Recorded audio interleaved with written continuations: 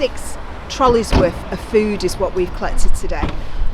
But really angry that we have to frigging do it. I mean, I am appalled that we're in this day and age, 2019, and people are relying on people's generous donations of food. I work in health and social care. What I've seen is that people that I work with have got learning disabilities and mental health issues. They're being recalled to be reassessed for their PIP. Loads of them are losing it. I've got social workers who go off, who are leaving left, right and centre. You're trying to get hold of someone to discuss all the issues and they've left and they don't give you a named person. You've got local authorities bringing in companies now whose job it is to come and reassess the needs of the service users so that they can cut their hours.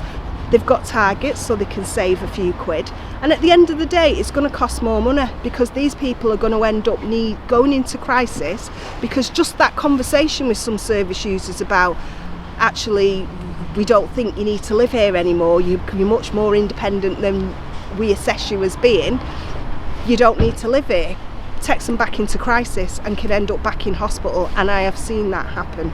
So all these shortcuts of all this austerity, all it does is causes actually more pain and costs more money. People not being able to see a GP because it takes them 3 weeks. By the time they get to see a GP, the condition that they've got is much, much worse. Or they've tried to go and just thought, forget it, I'll leave that lump, it doesn't matter. And then by the time it gets discovered, it's full-blown stage 4 cancer, when if they'd have been able to see a GP months ago and not given up hope, it would have been a lot more simpler and a lot cheaper for the for everyone. So I look at the Tories and I think, well, what have you done? What have you done?